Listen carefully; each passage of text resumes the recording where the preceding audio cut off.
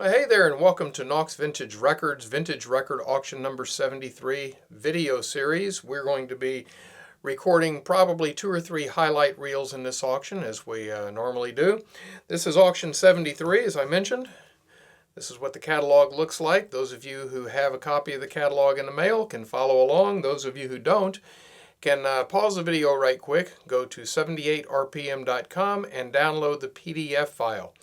So, again, that's 78rpm.com. When you open a PDF, you'll see pages like this.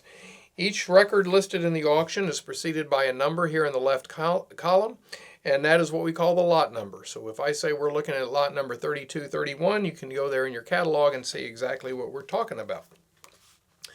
So in this video, we're going to be covering some of the more interesting and visually appealing and valuable recordings in the list. This is a really great auction, and so we've got a lot to talk about. I think last auction, what were you, Jack? 2 or 3 hours worth? More than that, I think. So that's Jack Garrison sitting behind the camera. Hello. And he and I are going to try and plow through this as quickly and concisely as possible. So hope that you will bear with us. Jack will have, by the time you're watching this, Jack will have the videos posted, and whatever it is that you're interested in terms of the things you want to see in the catalog, you should be able to pull that up in the comments and kind of get an idea of where to go through the video to see that without having to wade through the entire thing if you're not interested in doing so. So as usual, we're going to start at the beginning of the catalog with our unusual labels. Actually, we are starting on page 1 with our 7-inch Canadian labels. These are not in a specific label section. They're under acoustic recordings. But I want to go through these because there's not really any work that I've seen published that really discusses these early Canadian label varieties in detail. And we've got quite a few of them here because I've been saving these things up over the years. So we're going to go through these. Maybe a little tedious for some, but this is kind of a documentation of these sorts of things so that it can be available for people in the future as well. So we're going to start with lot number 13. I'm not necessarily going to talk about each one of these records in particular, but I do want to show some of the various attributes that you're liable to see on a 7-inch Columbia or a Berliner pressing from the early 1900s. So as many of our collector friends know, Berliner was kind of kicked out of the United States in terms of being able to sell his gramophone, and so he went to Canada and found a home there, and these were some of the very earliest recordings that he made. Initially, he took just regular Berliners and overstamped them with a Canadian catalog number and maybe a little Canadian licensing stamp, but it wasn't long before he started manufacturing his own discs. And the first ones were basically like this, at least the paper label varieties that had nothing to do with Berliner. This is kind of the counterpart to a Victor Consolidated record label, which was Eldridge Johnson's first paper label recordings on the 7-inch. So we see kind of a scrolly, florid type of typeface. On a lot of these early ones, you will also see evidence of the Berliner pressing underneath. So these were actually Berliner recordings that were pressed with a paper label on top. Can you catch that, Jack? A little bit. So we can see Recording Angel up here at 12 o'clock, or I guess 9 o'clock in relation to the paper label. That position was not terribly important to them. You'll see them rotated in any given direction. And perhaps a little bit of the original catalog number here. So this would have been originally issued in England and sold by Berliner on his own label. Here's another one, which is and you'll find a number of different ways that these things appear, but this is a very interesting one. We've got I guess a very faded label. I'm not sure exactly what it looked like originally, if it was kind of the glossier type that we see here or something a little bit more of a matte finish. But what's particularly interesting is the wording and the raised lettering we see underneath this particular label. I don't know that I recall seeing another one quite like this, but it's quite unusual. I have never seen a regular Berliner pressing with this exact type of typeface on it. I assume that it was issued without a paper label overseas, but I can't say that that's true from my personal experience. This initial label style were all black, and so you see that reflected here, and the backs are typically blank. But on a couple of them in the catalog, we have this, the lyric sheet actually pressed into the back. These are not glued on like we would see with a 5-inch Berliner, which tend to pop off easily. These were actually pressed into the recordings when they were made. The American Berliner Company also did a couple of records like that. So, but they're very unusual and actually pretty cool. So we have 2 of those in this particular list. That's one. And here is the other, Abide With Me. So that was done for a short period of time. Hard to find, but they're out there. I'm not calling off the label or the catalog numbers on these because I'm really focused on the label varieties. But if you're interested in, you can look at it online or in your hard copy to determine what we're talking about. Here's one that manifests a lot of little, they look like needle digs. They're really little blisters that have popped from the needles tracking over the top of them. We see that frequently on some things, especially certain recordings from England and Canada have this really poor quality shellac, which is prone to that sort of thing. A lot of these that we've looked at, and I don't know if you picked it up or not, Jack, do have that that printing underneath the label that you can see. You can see it on that one? Yep, a little bit. All right. There's one in here that was really unusual. Oh, here, this is kind of cool. Again, kind of like Berliners. I mean, this was Berliner's second go at it in Canada, so we see a lot of the same sort of things on these pressings that we see on American Berliners. In this case here we have Gibbs spelled with the S going in the wrong direction. Or kind of sideways, huh? Kind of a... Sideways is still the wrong direction. It is kind of the wrong direction, yeah.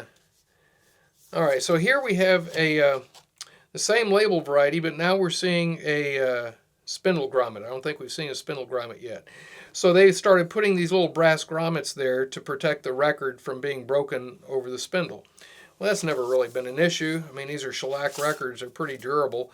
And those spindles were dropped after a relatively short period of time. It was just an unnecessary expense. We also see now that we've gone to a brown wax formulation, which is what most Canadian 7-inch recordings will be, is brown wax. And we've also gone to this. We have here a picture of the trademark on the back with the nipper and the phonograph. This is not the earliest usage of the trademark image on a phonograph record, but it is very close. The actual earliest image was done on Canadian issue Berliners that would have the dog and phonograph actually impressed in the grooves in various places as kind of an anti-piracy measure. Those are very collectible and expensive. Here's another example. Brass grommet. You see some of the underneath Berliner information below the paper label. Here we have another nipper and phonograph situation where we see these raised lines, these striations, which serve to give you a little bit of texture on the back of the record to keep the record from slipping on the turntable.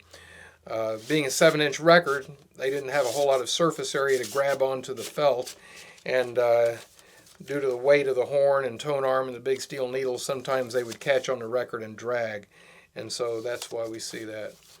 All right, here's our second major variety of Canadian Berliner label. It's similar to the one before. Improved Berliner gramophone is still the same, but we do have a grommet. These are also brown. Your very earliest ones were flush. This actually has a recessed label, so it's a little later pressing, but we'll see a flush one here. All right, notice that. You'll see also that the very first labels of these, or early labels of these, are black, and then they became brown, kind of to match the color of the the record, the shellac.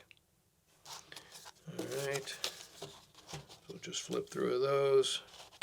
There may be a few other things to mention about these, but you can read more about it in the catalog. Now, both Victor in America as well as the Berliner Company in Canada issued the Kilties band recordings. You can see a special tartan plaid colored label. These are very rare and very desirable, not just because of the fact that it's a rare label, but also because of the fact that it's content that is sought after, early bagpipe and Irish or Scottish type of music. Here's another one. All right.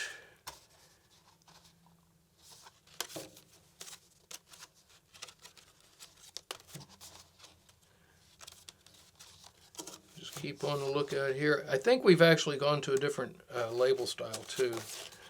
Yeah, if we look on this one, we see how it says record manufactured by, kind of in a curved arched script here. We've got that here. This next one we see a little bit different. So manufactured by is straight across. This is lot number 34, and let me check the catalog on that one.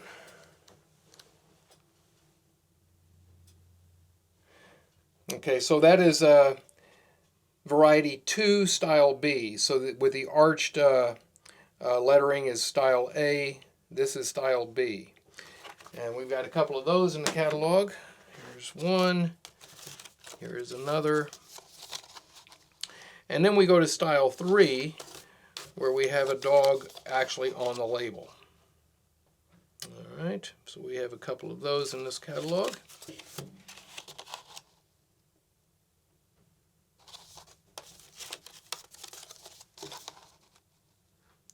And then finally we go to this one. This is pretty rare. I've only seen a couple of these. The concert record designation was typically used on larger diameter, but here's a 7-inch with a concert record designation on it. That one has got a $250 minimum bid. And then the highlight of the 7-inch Canadian label section is this Imperial recording. These are extremely rare. I was in touch with my friend Richard Green, who was the former head archivist, sound archivist at the Library and Archives Canada in Ottawa, and he said there are only about 6 of these in their collection. Extremely rare label, only one I've ever seen, only one obviously I've ever owned. Again, we see some of these little needle dig looking things which were actually popped blisters. It's just kind of inherent with that poor quality wax. We don't really know when these were made. The book by Edward Mook, which is a book on the recording industry in Canada, talks about these and he devotes about 2 sentences to them because there's nothing that he really had to say either. Apparently they were introduced around 1906. Don't really know why or what the deal was, but you'll notice the wording or the lettering of Imperial Record across here looks very similar to the typeface that was being used by Victor at that time. It's not the typeface that you see on these things. It's more of a Victor style typeface, so there may be some tie in there. I have no idea. But they are very rare, and even though this one is very difficult to track because of all those little blisters, it still has a $1,000 minimum bid on it, because anybody who's collecting early Canadian recordings and special labels is going to be very interested in that record. All right, what we're going to do next is look at the label section. As those of you who have seen our previous or our more recent auction highlight reel videos, we've been selling through the Nauck archive of commercially issued pre-World War II record labels. And so we started with labels beginning with the letter A, and we are now selling in this auction letters from H to N. So we're just going to flip through these. Not all of them are necessarily interesting, certainly not rare. We've got the most common varieties as well as some very rare ones here. This is an interesting record. It's a Broadway label, but it's been over-labeled with a strip of paper that says Harlem. So I assume that they were sold in that area in New York. I don't really know much about that. This is the only example I've seen.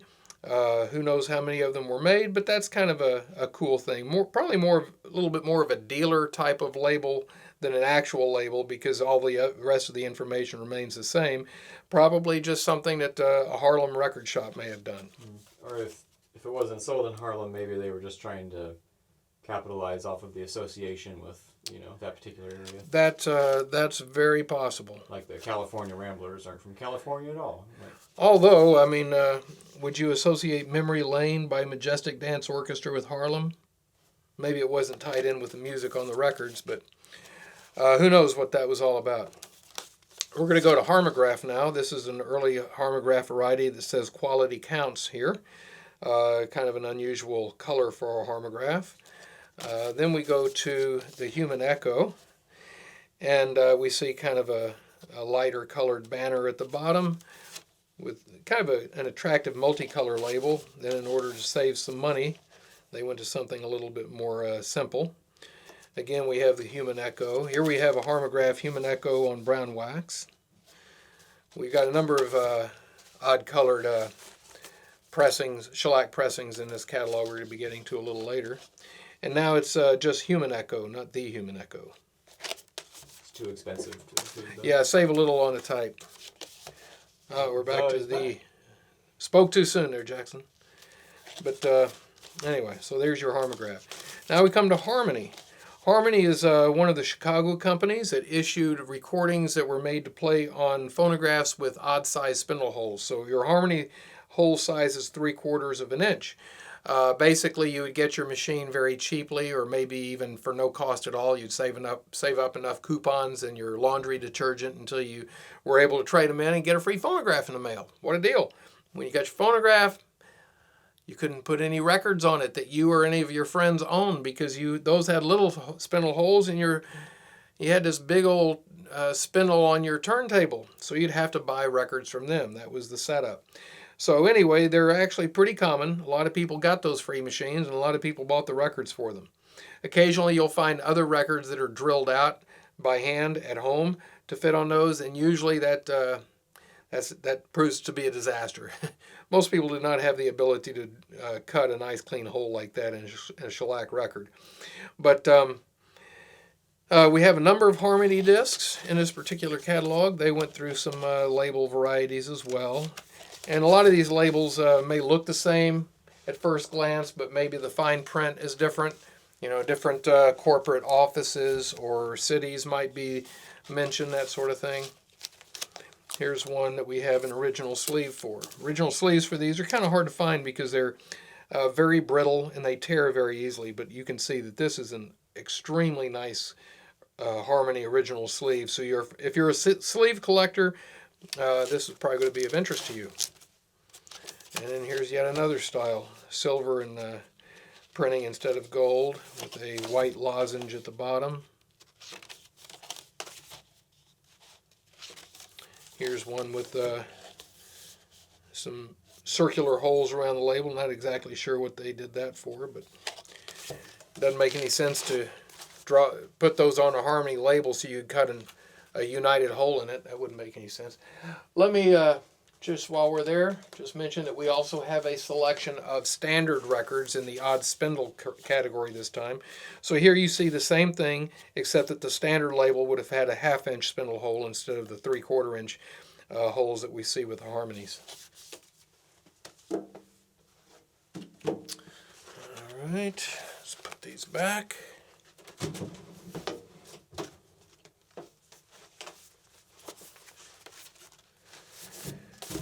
Another Harmony label, entirely unrelated, is one of the Columbia budget labels. Harmony, Diva, Velvetone, and Clarion were kind of a family. Harmony, Diva, and Velvetone basically all issued roughly the same things with kind of the same numbers, but the numbers were off by maybe 500 or 1,000 or something.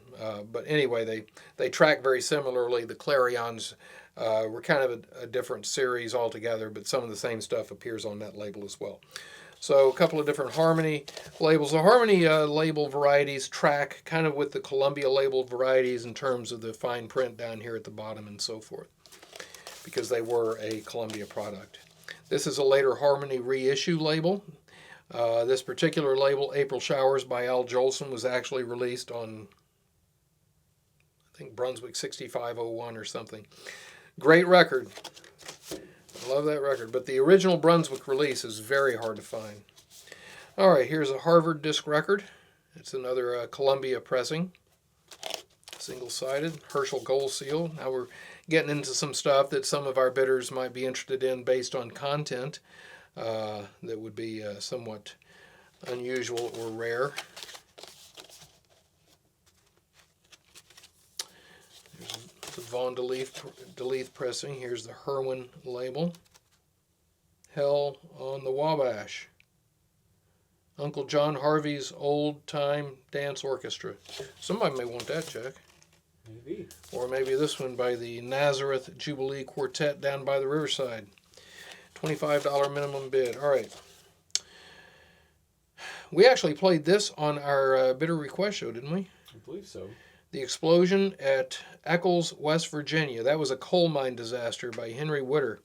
So a lot of you guys are familiar with our bidder request shows.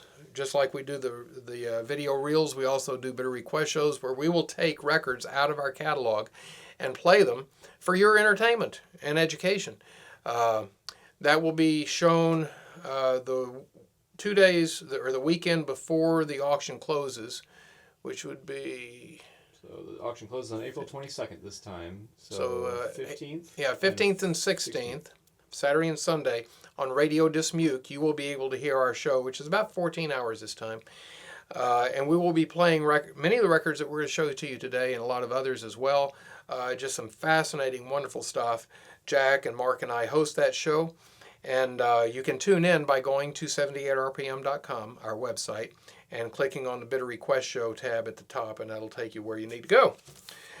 It will also show the weekend that the auction closes, which is April 22nd and 23rd. So you've got 4 days there in order to catch that show. All right, let's go to the next one, which is the Historic Record Society, a group formed in the 1930s to reissue early historical vocal operatic type material. So your earlier ones had a label that reflected the masters from which that side came. So this would be a Victor pressing done on contract with the Historic Record Society.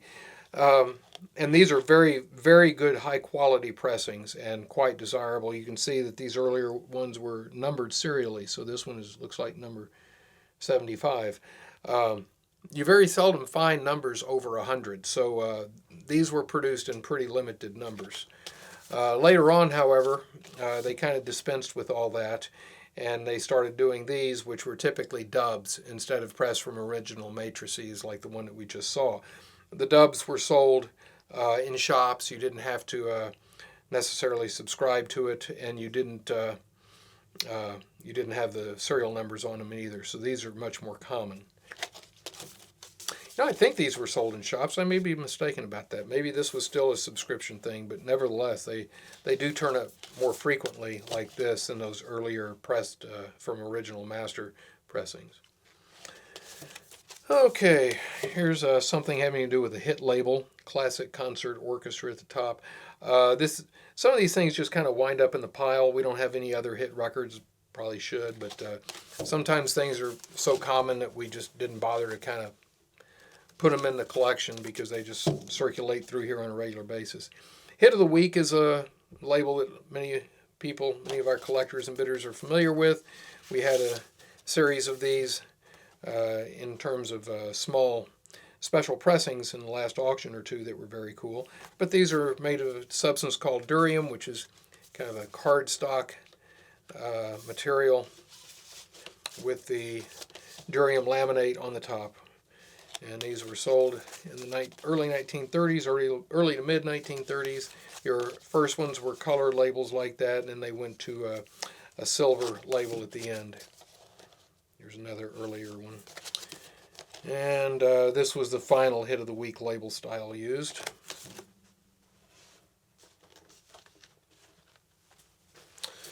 All right, next up is Hollywood. Hollywood is a California label. Kind of makes sense, Hollywood. Like a number of your California labels, the line between commercially issued pressings and special pressings or private vanity pressings was a little bit fuzzy at times. This is probably a commercial release. You've got a number at the bottom, 1004 on both sides, same number. So that kind of reflects a catalog number, so it was probably sold in the store, but it would be a regional band. So it could have been something that band also would have been selling in gigs that they were doing locally. Here's a Hollywood example without the number. This would have been a special pressing for this particular individual. Those are fairly scarce and very collectible. Here's a different Hollywood label, part of the ARC family in the 1930s, using the same sort of matrix material that were being issued on some of the other ARC labels. But a nice pink label. You don't see that color too often on record labels. All right, here we have Homestead. Your earlier Homesteads were the larger labels. Some of these, the differences on these are extremely minute. Like following the little scrolly thing around here and maybe where the little points are might differ from one label variety to another. Does that constitute an actual label variety?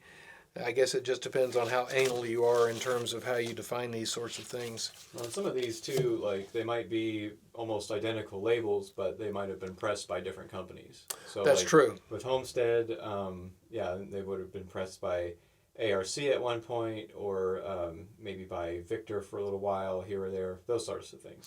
Yeah, your ARC Homesteads are pretty tough. Those are kind of hard to find. So that's a good point.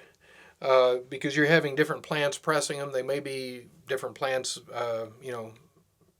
would be different plants printing those labels. So they're not going to be perhaps quite as keyed in to making it look identical as to other examples on that label. All right, so Hot Record Society is another record society, this one dedicated to people who were interested in jazz records. So these are tend to be earlier jazz recordings that are reissued. Again, initially generally from original metal parts, but you will find them also pressed from or dubs. And sometimes you'll also find original recordings on them as well that were not reissues at all. Okay, is there anything there that I need to talk about, Jack? If you see something that I'm not keying in on, let me know.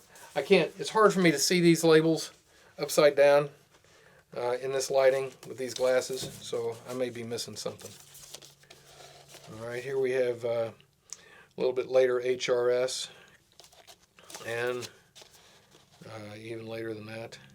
We mentioned at the beginning of this section that this is the pre-World War II era that we like to focus on with these, but some of these labels went on into the post-war era. So.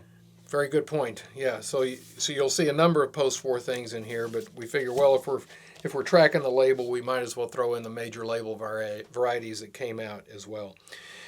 All right, so this is a very, very rare recording on the Ideal label. This is something which, this is the only one of these I've ever seen. This actually came from my good friend David Giovanoni, who turned this up. We see, unfortunately, somebody scratched a big V over here for whatever reason. Pretty sure it's a 5.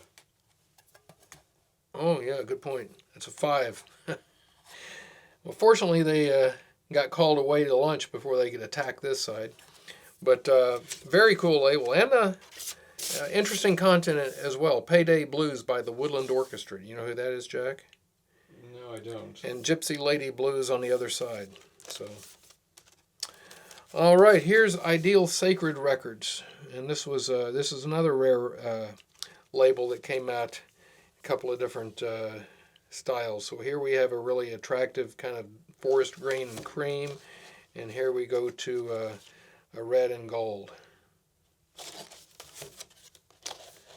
So kind of common, immortal. This is one of those music library things like, Firestone or somebody would have put out. All right, here's the Imperial label, which is a Leeds and Catlin product from the early 1900s. The differences here will be a little bit in the color, but also the detail of the crown and these little tails that hang on this cloak or curtain, whatever it is. There's an actual word for these little devices that appear in heraldry, as you'd see them on a shield or an insignia or something. I forget what those are called. But anyway, so you can see there's only 3 on that one, and they were all over this one, and they don't appear at all on this one. Imperial, around 1906 or 7, started importing matrices from the Favorite Company in Europe and publishing them here. That was a German company. This is kind of more pop or marches, that sort of thing, material on this black special label. And then they had a special one for the operatic, the Imperial Record Grand Opera. And they were using recordings done in Europe by some pretty significant artists, but typically not really recognized by American consumers. And those last 2 labels are very, very rare. I've only had a couple of those. Those should go for a pretty nice sum. Okay, here we have Inco. Here is a company called the International Record Company out of Auburn, New York, and this was their flagship label, the International Record label. One of the most colorful and just beautiful labels ever made here in the U.S. This is what you would normally see. This one right here is actually a very rare variety, and you'd hardly notice it, but if you read right there on the top border of the label, you'll see what that says. Can you read it, Jack? This record is sold for use only upon talking machines having a mechanical feed. Okay, so you what that play was it on your Edison your cylinder phonographs, right? Yeah, I played on that. So what that was all about is there were some lawsuits flying around between Victor and Columbia and Edison and all this. They were all fighting each other in the courts, and there was a idea of the concept of the groove moving the reproducer and tone arm across a record. So Victor had a patent on that, believe it or not, and so they sued for infringement on that patent. So apparently Edison didn't really have a patent on that. So you could make a phonograph that would play your 78 as long as instead of the groove pulling it across, something else was pulling it across. So there are some machines that you can find out there. Well, good luck finding one. They're very rare. But a number of different machines that were produced that would actually mechanically move the tone arm across the record.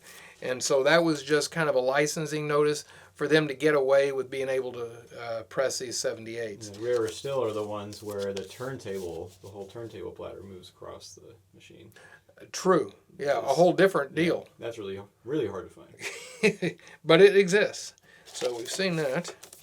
All right, here is a international record company. We saw the one with the beautiful, well, that's right there. Same company that did this, but this is a generic label where you could stamp your own company name on there. Really high quality professional Nauck Vintage record stamp here to sell your own records. So how about that? And here's the same thing in red. Okay, so we saw the Historic Record Society releases. These are the International Record Collectors Club. Came out roughly at the same time, a competing concern fighting for those precious dollars from the historical opera collectors for historic releases on earlier recordings. So again, we have Victor pressing this on behalf of IRCC. It would be pressed from the original metal parts, so it's an original pressing, not a dub. This one, however, is a dub because this is a recording from the Mapleson cylinders. Lionel Mapleson was the archivist for the Metropolitan Opera, and he would record the performances live with this huge Edison phonograph mounted on a scaffolding platform above the audience with a big horn, or maybe multiple horns, I don't recall, facing down towards the stage. And he would actually be able to archive and document these Met performances. That was an amazing feat and very historically significant. All the more so because he recorded some artists who either didn't record or recorded very little.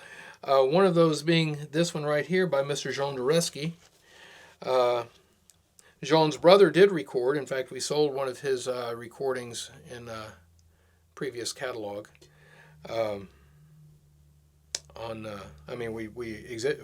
We featured one, I think, in a previous video, which was Edward Dureski on the Columbia Grand Opera label. But Jean did not make any recordings. Actually, he did make a couple of recordings for Phonotypia. Those apparently were never issued. They are not known to exist. There has been some speculation and mythology surrounding that about maybe a pressing existing one place or the other, but that actually never turned into anything. But Mapleson did pick him up on a few cylinders during those performances, and a couple of these were issued by the International Record Collectors label. So this is a very historically significant record. Not terribly rare, but they generally sell for $50 to $100. Then your label international IRCC labels came out, again, done from dubs with just these kind of ordinary labels without the serial number on them. And these turn up pretty frequently. They came out in different colors. And I had, let's see here. Let's see if this is one. Yeah, I've got one of these with serial number 1 written on the label, but it's not one of these, so maybe that'll come up in a future catalog. Isophone, this is a German production, sold here in the United States, price $1, so that would not have been sold in Germany, but these were sent over here. Here's a red Isophone recording. And this one right here was probably sold in England. I don't know quite what it's doing in here, but there you have it. It's probably just an example of what a European isophone record would look like compared to the one that was sold here in the States. Now we go to Jewel. Jewel came out in a number of different colors, as many of these 20s labels did. So we have black, we have red. Here's kind of a pretty one. These tend to be paste over labels, so you can actually feel how that record was pasted on top of the one underneath. You see globe under there? Yeah. Yeah, it was a globe and kind of it's in the Grey Gulls and Radiacs, Madison, kind of all the same sort of deal. So this is going into the Plaza, though. This is like Banner family. That's correct. That's right.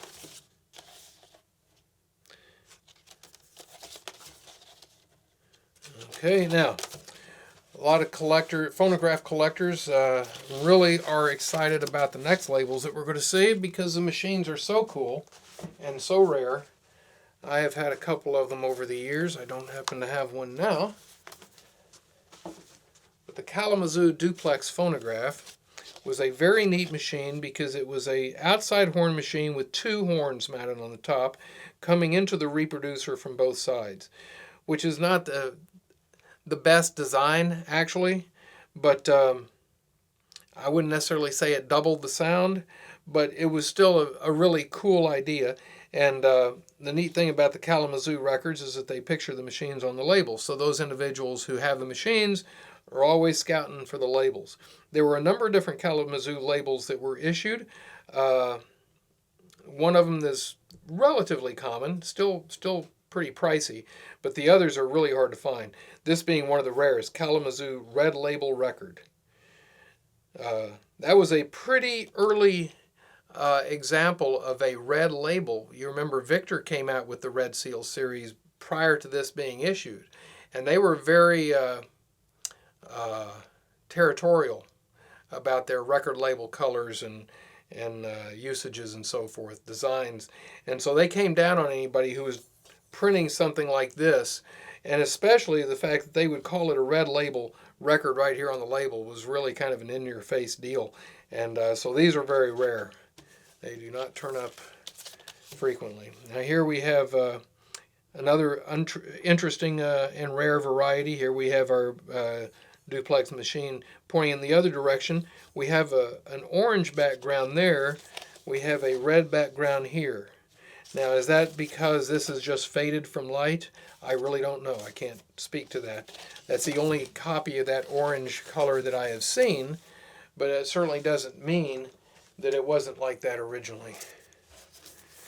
A lot of these things were so far removed, it's just really hard to know at this point what was going on originally. Now, this is the most common Kalamazoo variety. It's nice because you can actually have a more visible representation of the phonograph being printed in black on a light background.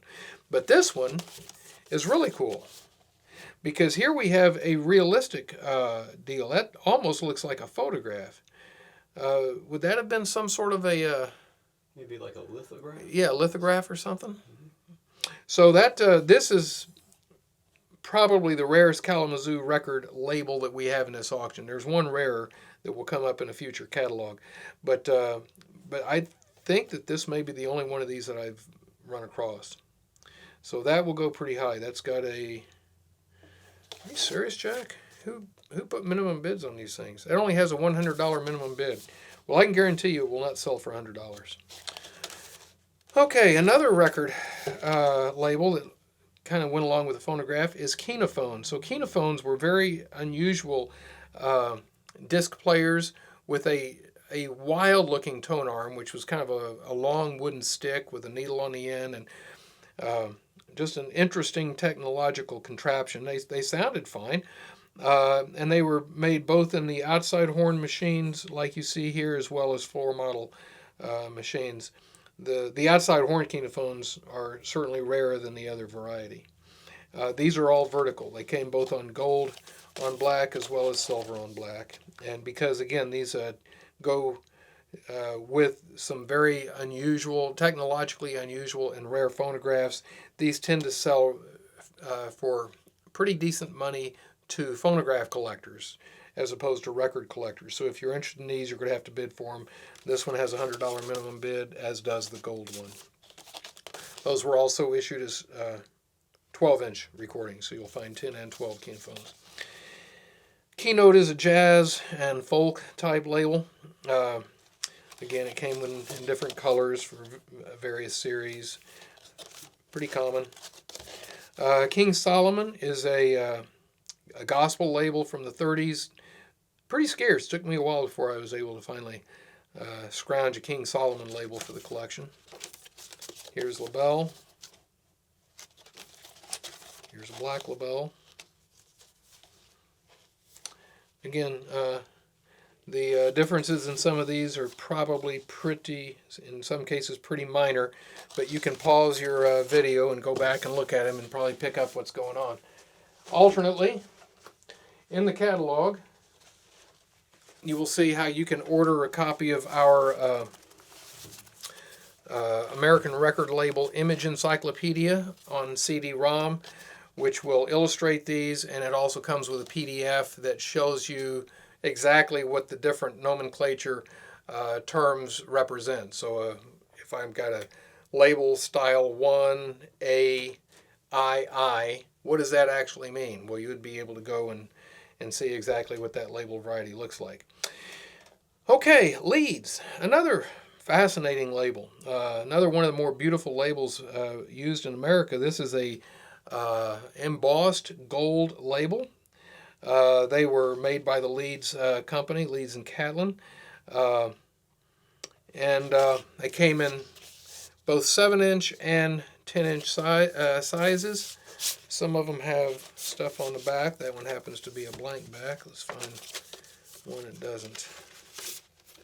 But these are really, really cool records. Again, you'll find a little bit different printing on some of them, which is why they may be represented here in this collection. So here's an example. So this leads, you'll see, again, has some textured rings on the back to enable that record to grip the turntable so it doesn't slip.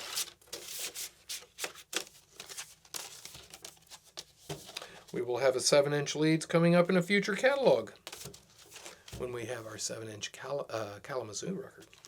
So that'll be something to look forward to.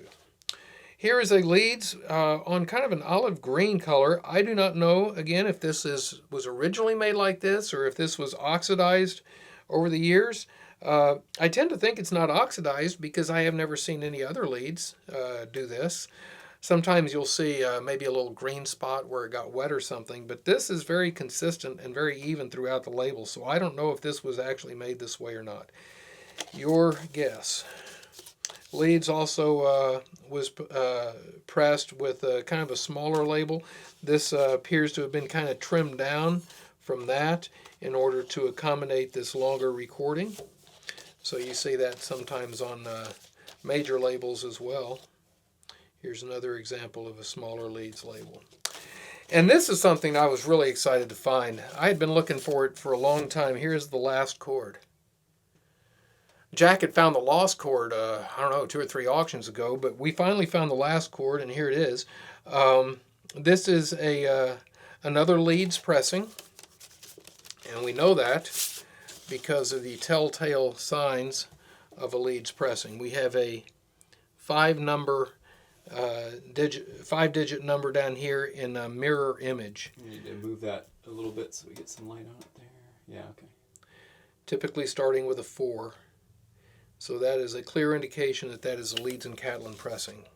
So this is probably a test pressing of some sort, or maybe like what we saw with the International Record Company labels a moment ago, where it was just made to somebody could buy and put their own label on there and call it their record label. Here's Linux. Here's another, not really a subscription series, I don't think, but just a special series that was put together by the Liberty Music Shop in New York City of recordings that comprised stage performers, cocktail pianists, and just local artists in the New York scene. The numbering on these started with L150, so this would be the very first record issued on the Liberty Music Shop label. This was probably even before they thought that they might do a regular series of these, which is probably why they called it special recording at the top. It wasn't long before they weren't special at all. They were just Liberty Music Shop records, but this is still an early label, L162, and a label that didn't last long. This is starting to look a little bit more like what we'd normally see in a Liberty Music Shop label, but we're still not quite there yet. Here's Ethel Waters. So that's kind of a cool record. Now we're getting closer to a Liberty Music Shop looking label, only this one is printed in black and not blue. And now we finally get to what they typically would look like. This is when you find Liberty Music Shop records, this is typically what you're going to see right here. All right. Okay, let's go to Lincoln. And another Lincoln. And Lyratone.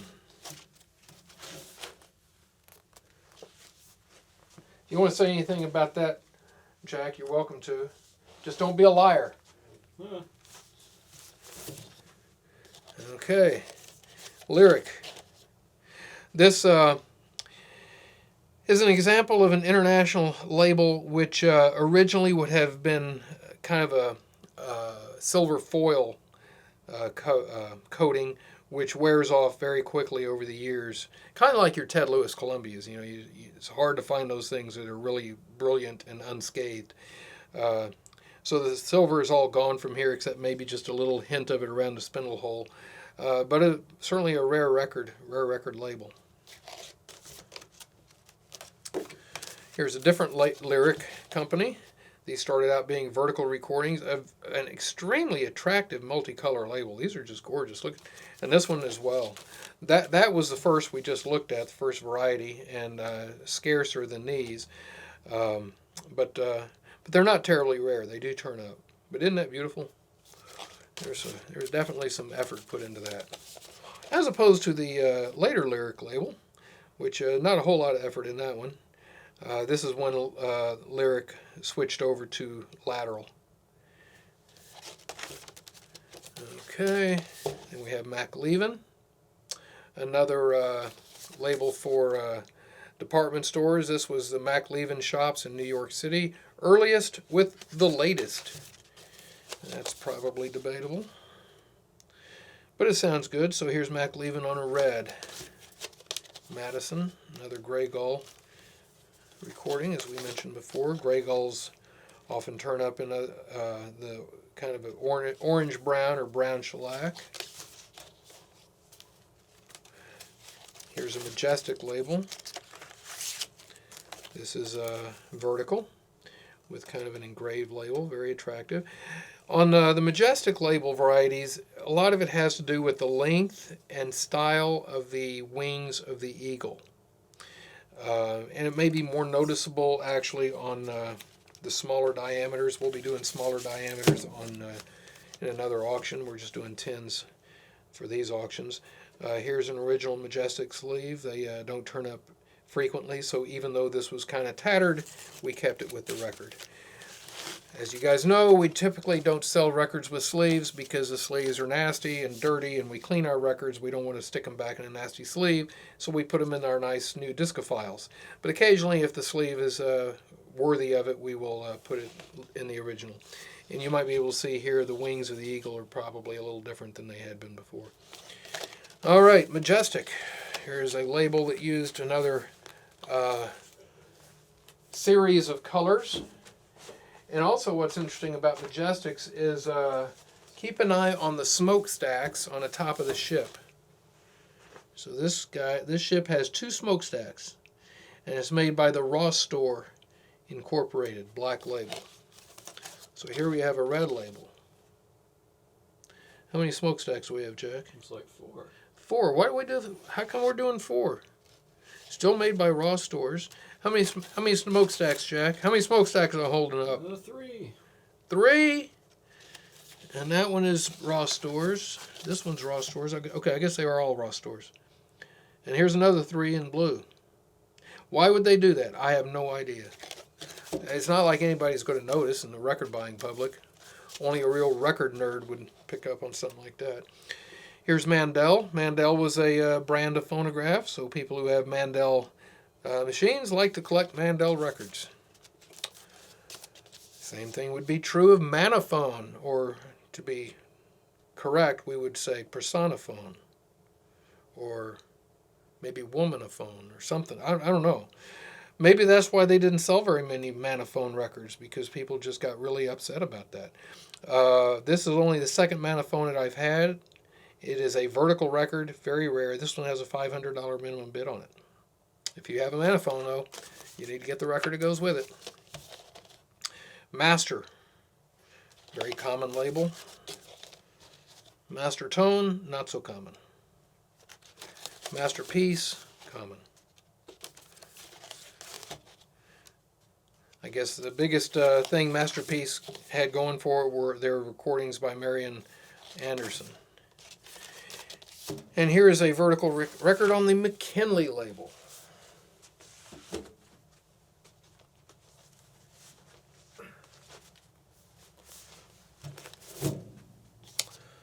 All right. Medallion. Medallion was a record label that issued in a number of different sizes, so we'll see other medallions when we do other size. It's an Emerson product. Yes, Emerson product. Again, another one that has a number of different colors going on. Here's Melody automatic phonographs, automatic phono record. I'm sorry, a Capehart Mills. What does it say? Series. Capehart. Seaberg is the last. Oh, is that what it says? Oh, okay. Melody automatic phonorecord for Capehart Mills, Seaberg, and other automatic phonographs. So your Capehart machines were very, very high-end machines from the 30s, typically with a record-changing device. Uh, Very expensive, and Capeharts are difficult to find, but they are really, really nice machines. Melody, another Melody, red Melody, and of course very common ARC recording. Mellatone, blue mellatone, green mellatone, slightly different blue mellatone. Melva. Had a piece of Melva toast for breakfast this morning. But it wasn't black. It wasn't red. It probably did not even merit mentioning. All right. The Merit label out of Kansas City is very rare, and the content on it is very desirable. Most of your Merit records are going to look like this. Most of them. If you ever see a Merit label, you're one of the few. They are very, very rare. But of the ones that do exist, usually they're the purple ones. I've only ever seen one or two of the black ones like this. This would be a very expensive record, but it's got some issues, so it only has a $500 minimum bid. Lena Kimbrough, accompanied by Paul Banks' Kansas Trio, City of the Dead.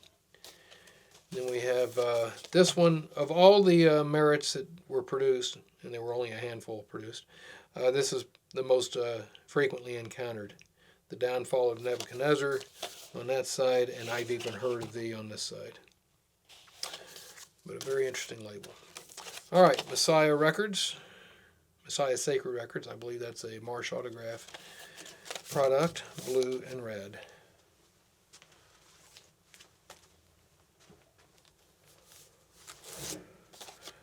Another record label that also produced phonographs was Meteor. And this particular Meteor recording has a very nice original sleeve. Another very rare sleeve. You're not going to find Meteor sleeves very often. Sleeve in this case is worth much more than the record. And that only has a minimum bid of $25. That should, I would imagine that will go for around $100 because of the sleeve. Here's another Meteor. The interesting thing about Meteors is there were a couple of labels that did this. They showed you the information here, Shades of Night by the Sterling Trio, but they also told you what was on the flip side. So it says reverse side, Georgia Moon. So, hey, you didn't even have to turn the record over to know what was there. How handy is that? MGM record. This was a series of recordings from films that were produced by Columbia. This is the label that doesn't turn up quite as frequently, the multicolor MGM label. Usually they look like this. And this is in their P series. The P series was the personal series, so these were special pressings, contract pressings, vanity pressings, and so forth. And these are there are a number of guys that collect those. You'll find some good music on them. The Midnight label. Mitchell label. Here's a red Mitchell with a brown wax. Here's a different Grey Gull kind of style with the six-sided border on black wax. Next up is a very rare label. It's too big to be shown in the discophile. The Monogram Record. This was made by the Ohio Talking Machine Company, Toledo, Ohio. And this device here in the middle is Ohio Talking Machine Company. So you can see all the letters kind of superimposed on one another. A Yodel record. Jack, how come we didn't play that on the Bid Request show? Maybe we did have it picked out, but Mark put it away. Yeah, Mark probably spirited it out of the studio when nobody was watching. All right, that's kind of a slightly uncommon Montgomery Ward's label. These were sometimes, if not always, maybe used for acoustic issues. I'm not sure. No, I think it's just It's just early. Is it just early? The yellow label? It says electrically recorded, but if I'm not mistaken, Yeah, no, that's an early thing. yeah, that's got the original early 17,000 Victor number on it. Electrically recorded from an acoustic disc is what they meant to say. Here's another one. There's your blue Montgomery Ward. You don't see that terribly often. Most of them are going to be black. Purple pops up from time to time. Usually it's your big labels that were a little earlier than your small labels. I don't know if that's always true, but generally speaking. Here is a Montgomery Ward's. These are pretty late, which is a very, very dark blue. Almost looks black. And another one of those. And a black one. You know, in some of these last couple, you'll notice a difference here. In these concentric arcs at the top, here you see it says one thing, not made for radio broadcast. And then towards the end, they have more text up here. So that's another subtle but extremely important difference. One just little detail is that when you go through all these labels, the book that Alan Sutton put out recently, the American Record Label and... Let me help you out there, Jack. Yeah, help me with the whole acronym. There we go. American Record Companies and Producers, RCAP, yeah. So, there's the Montgomery Ward label right there. So it's just kind of a fun little thing. Is that what you were going to say? Well, yeah, I was leading up to that. But that's very good. Yeah, that book is, although I guess it is out of print already. Yes, it is. Get them. If you got one, you got it while it was hot. But yeah, they use the little Montgomery Ward circled on there. It's kind of cute. Yeah, that book, and we've always said this whenever we have a book in the catalog, get it now, because when it goes out of print, you're not getting it. These things, when they go out of print, they are hard to find. And we sold out of that a year or so ago, and good luck. All right, here's the Mozart label, which is a vertical record. It says here, play with Mozart jewel ball needle. Well, actually, you could have played it with a Pathé jewel ball needle too, but then Mozart wouldn't have made any money. All right, here's another Mozart label.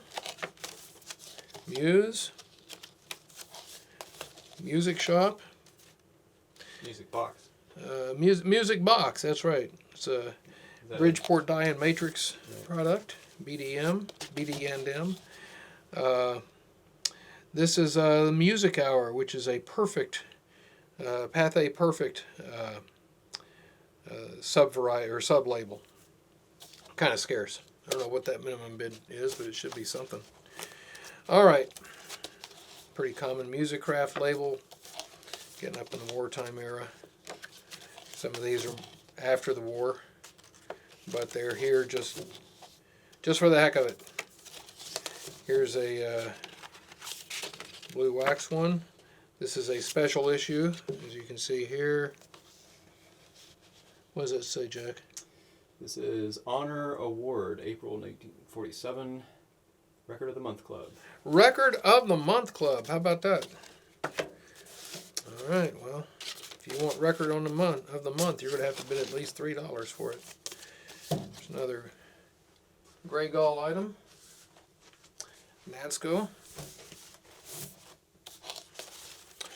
Nassau. It's Leeds and Catlin.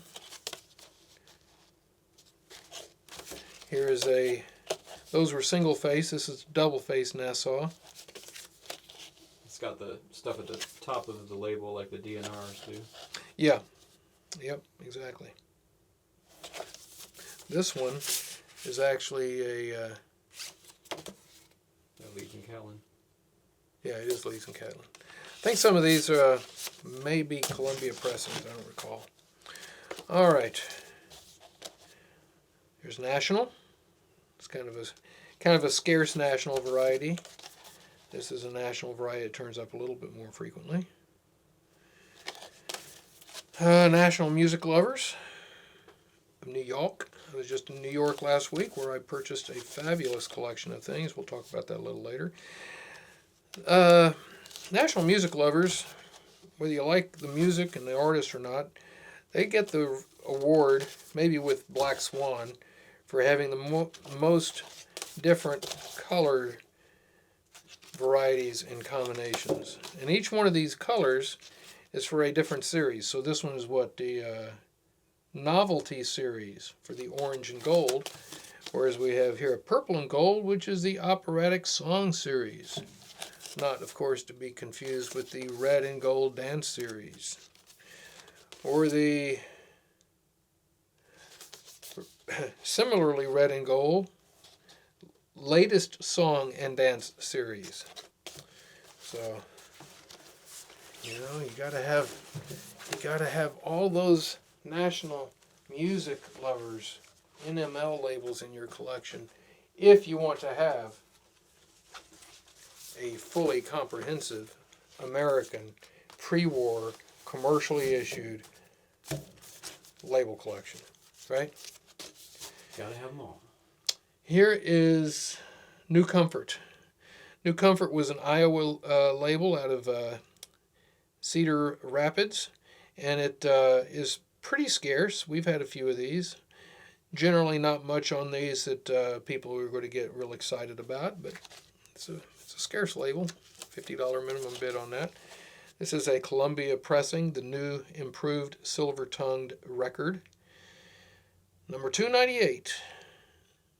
I think there was a new improved silver-tone phonograph as well, so if you have one of those, this is your chance. Newphonic, New York, another label like Hollywood, which it's hard to determine if it was a commercial pressing or a private pressing. This particular one looks like it might have been a commercial pressing. Well, you would say that because it's got 793 as a catalog number, except that it's by the First National High School Chorus. So maybe New York was just having a hard time finding professional performers and had the high school band come in to cut some sides for them. Big showbiz break there, Jack. All right. Very rare label. Only copy I've had. It's kind of cheesy. It's got some water damage. But a very, very rare international record company label. Like the Hollywood label we saw earlier, the ARC Hollywood. Really nice, beautiful pink color. Yeah, you may not like the condition of this, but you may go to your grave without finding another. Nocturne. Now, I'm not sure how this got in here. I don't think... Well, maybe it is. Okay. The only Nocturne record I was familiar with was a Pepsi jingle, but this actually appears to be something different. So this actually looks like it was a commercially issued recording, which is why it would be in the label archive here. Looks like it was pressed by RCA, I think. Looks pretty similar to... It does. It looks very similar. Way. Yeah, could be. But there are a lot of labels that you might expect to see and you're not seeing, but they're not in this collection because they may be private or vanity or special pressing or advertising labels. That's, again, a totally different collection. We'll get to it one of these days. But what we have here primarily is going to be commercially issued material. So here's another Nocturne, and that certainly looks like it's a regular commercial issue. Swing Time series here at the top. Okay, Nordskog, another California label. Again, something that's tough to find. Obviously, they turn up a lot more often in California than they do in Houston, but still, even out there, they're kind of hard and pricey. Some of these are special pressings and some are not. This one is the First Methodist Choir, Santa Monica. I would venture to say that's a special pressing. Doesn't have a number on there. If you notice the kind of the clouds around here and the little sun rays and stuff, this also has to do with some of the label variety stuff. So you'll notice how the clouds go all the way down. Here they're a lot more limited, so the cloud's only about halfway. Maybe it's still dark, that's why the record's black. You'll see the clouds as well. That looks like a commercially issued Nordskog. This is a commercially issued Nordskog, I think, but it's done by Arnie Nordskog, who was the founder of the company. And I think we played this on the Bitter Request show. Did we? I think we did. We meant to. Jack is uncertain. I might not have been present for that. Oh, sometimes Jack is out packing boxes when Mark and I are doing it, so we may have slipped it by him. All right, here's a red commercial issue Nordskog. And then probably the most famous Nordskog issue was the one that was done by Eva Tangway, a vaudevillian artist, or a vaudeville artist, which is very rare and very desirable. It was repressed in the 50s using the Nordskog label on red wax. So that's a repressing. The original recording sounded terrible. It was just a really awful recording. None of the Nordskog recordings were really recorded all that well. Mr. Nordskog, at least for a good part of the time, was using a Victor reproducer that he kind of rigged up to be a recording head. So, you know, that's probably not the best thing you want to do if you want really good, sweet, high-fidelity sound coming out of your records. So, given the fact that the original Eva Tangway record kind of sucked, so do the vinyl ones. A couple of these we want to just show. These are kind of nice. This is the Music Service Company disc. This is a 16-inch vertical recording produced by Pathé. And these date from the teens. And really neat records. They're the same size as a 16-inch radio transcription, but much earlier. Heavy shellac. Of course, one song on each side, just like a regular record. This one has a $50 minimum bid. It's in very nice E-, condition. Of course, unless you have a turntable that will accommodate that diameter, you're not going to be able to play that record. There are ways, actually, of playing it, and even one of these on a Victor 5 or 6, but it takes a little bit of work. This is a 20-inch Pathé. We may have shown one of these in our last auction. Do you recall? I don't recall. Well, this is a 20-inch record. This is the largest commercially issued record that was made. These were produced in France. Again, they one song on each side.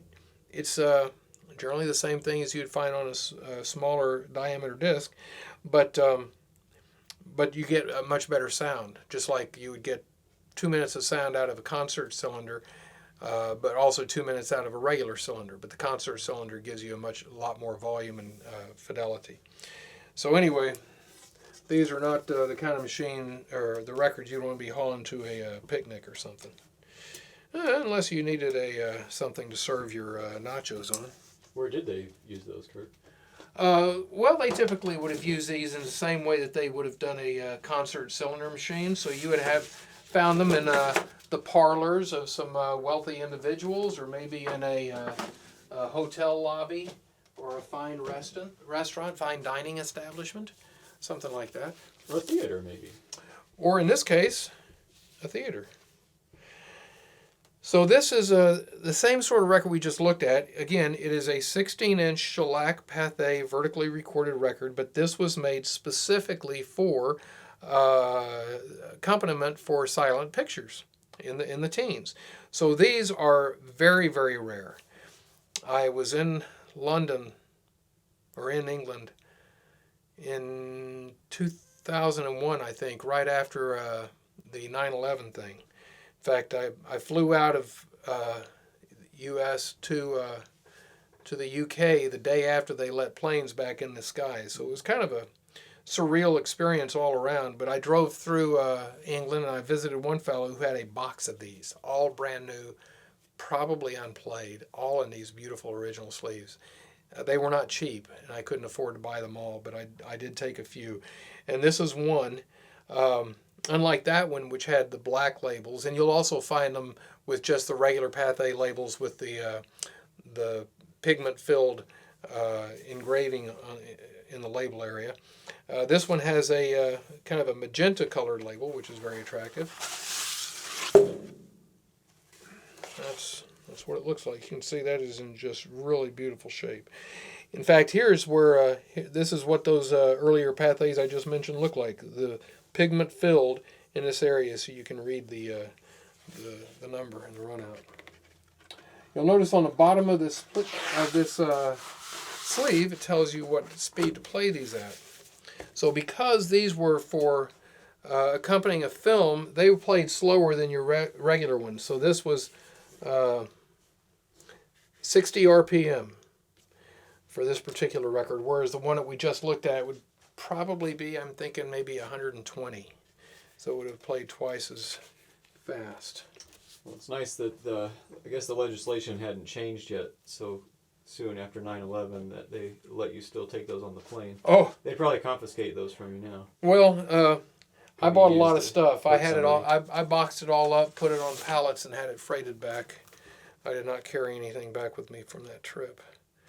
But that was a fun trip. I really enjoyed it. So that was lot number 663 in the catalog, and that would have had, or does have, a $500 minimum bid. And then 662, the other pathe, had a $250 minimum bid. Now we're going to jump into our flexible records section. We're not going to show all of these. You've seen them before, but just as an example. So we got filmophones. As you know, filmophones are flexi and come in different colors. So this is kind of a grape color. I don't recall seeing grape that often. Here's red. Let me grab this so I don't have to take them out. There you go. Red. Lilac. Red. Orange. Green. Orange green. Uh-oh. Ooh, look at that. That looked black. Green. Darker green. That's a thicker filmophone. Green. That one's black. So some of these are black. The filmophone records, as most of you know, they get really kind of rippled. It's just the nature of the material. It kind of shrinks over the years. And these can be very difficult to track. You might need to play these back at a very slow speed and then digitally increase the speed in order to make a transfer. And even at that, you may still have a hard time. Goodson, these are technically picture records because the wording and design extend into the grooved area. But these we put in the flexible records section. These were primarily British. You'll see them from France and I guess a couple other places as well. Here's a Pathé Celladisc. Same idea as the filmophones, just a real flexible recording. They don't tend to ripple up as bad as filmophones do. Here's one with kind of a green printing on the label. This is a 14-inch Phonotypia in the auction. This is by Alessandro Bonci, a single-side pressing from La Gioconda. And very nice condition. It is E minus with $250 minimum bid on that. If you're looking for a nice 14-inch Phonotypia to add to your collection, that would certainly be a worthy choice. Next up is lot number 2641. This is another 14-inch operatic pressing, again single-sided, on the Disque Odeon label by Georgette Brujon-Silver. This is, to my knowledge, the only copy of this that's turned up. Back in the 90s, Symposium Records issued all known 14-inch Phonotypia and Odeon recordings with liner notes by Dr. Harold Wayne. He did not mention this record at all.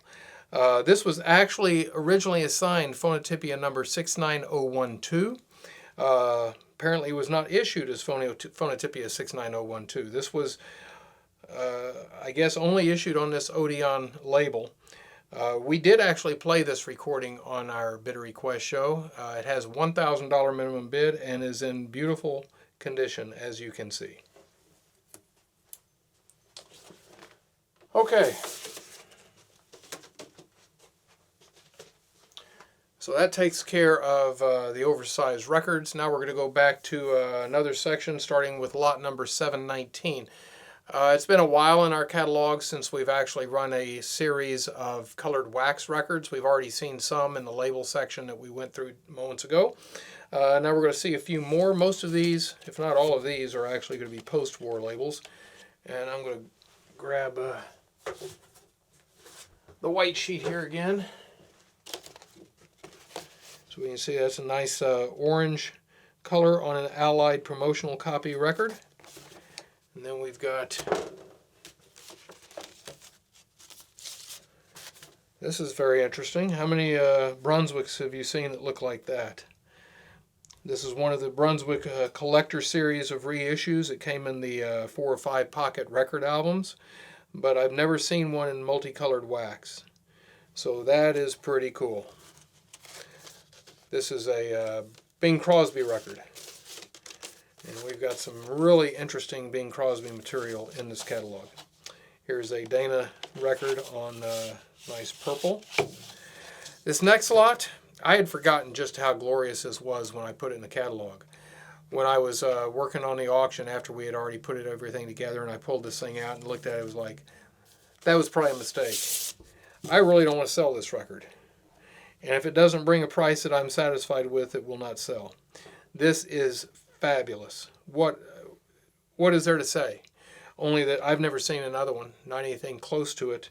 And I don't know why this particular record would have been done in this manner.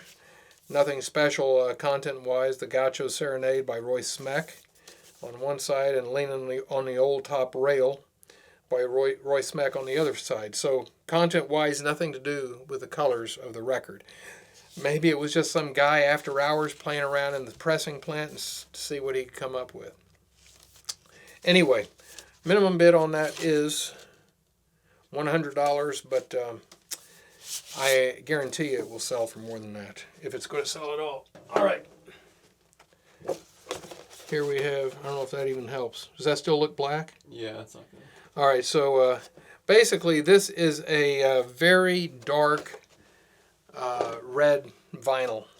And if you took it outside and held it up to the sun, you'd see what I'm talking about. Hey, we could sell eclipse viewing records, Jack. That would be a sideline. All right, clicks. Get my white sheet here. There we go. Or click. Very nice red. There. Here we have memo. Take a memo, Jack. Just not that one. Here's another Honor Award Record of the Month Club, October 1946 on Mercury. Look at that. How about that? It's clear. Unfortunately, it looks like some bugs have attacked the label. But still, I mean, how many clear Mercuries do you have in your collection? I don't know, like none. I don't know where that came from. Celebrity series. All right. Now, here's something that we see pretty frequently are Morrison records. These were made in Washington. They are all different colors. Oh, that's pretty nice. Kind of a fiery sort of appearance on that one. It's got somebody's sticker on one side, but that side is pretty nice. These are pretty popular. We have a number of people who have asked about these and what the coloration is. Sometimes it's a little bit subdued, mostly black. Sometimes it's just in your face. And they were just, oh, that's really pretty. Isn't that nice? Pretty nice. That's pretty nice, actually. All out of Seattle. Here's a little bit of a different motif there. A little St. Patty's Day Morrison recording. What do we got here? A little bit more blue in that one. All right. I'm showing all these because people have actually asked that we show all of these. They're bidding on these based on the way they look. Oh, that's striking. Whose colors are that? I don't know. But probably more than one school. Is orange your thing? There you go. Orange it is. All right. Like I say, all of these things that we're showing now are post-war records. Look at that one. That is So that's UCLA related? UCLA, and it's Jack Benny related, I think. The Sportsman Quartet. Yeah, here we go. That's right. There it is. Jack Benny's Quartet right there. So there you go. That's kind of cool.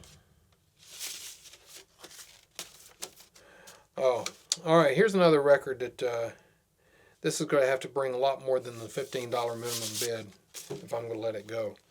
When I lotted this in the auction, I thought I was just lotting a tempo that had some cool colors. It turns out to be much more interesting than the fact that it's a colored wax recording. This is a record. On this side, Jimmy Nolan sings Michael. And the opposite side, it says here on the opposite side, The Little People.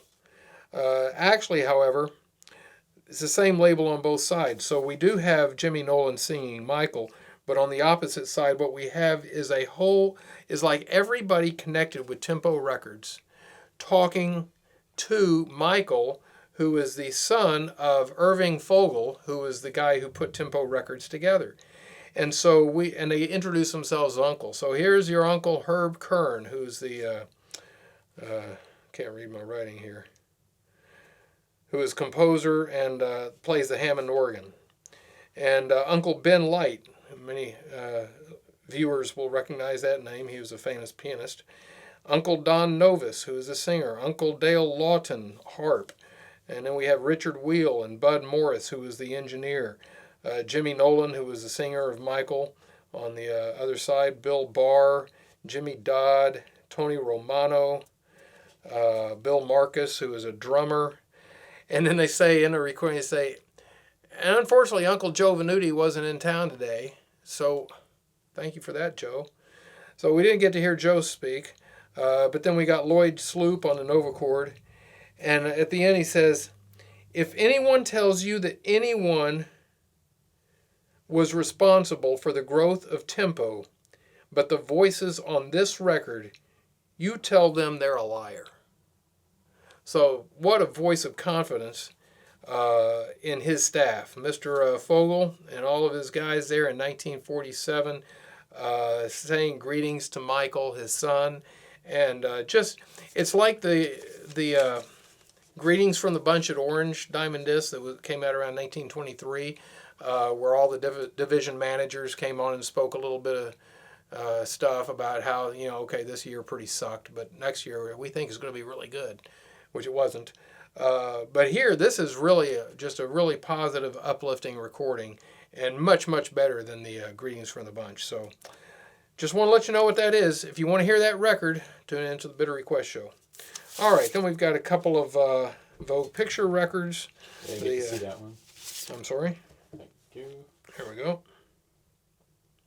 We have the Standing Eddie variety as well as the Nose-Picking Eddie variety. And these $250 minimum bids, it looks like. Another one of those. Getting on the keys. And our Victor picture records for this auction are the Alice in Wonderland set, which are just fabulous Art Deco designs. Look at that. Look at that. Really, really nice graphics on these. And here's Alice herself in all her radiant glory. And the chessmen. So that's those are very sweet, and those have looks like $150 minimum bid on the first one, and a $500 minimum on the second. All right.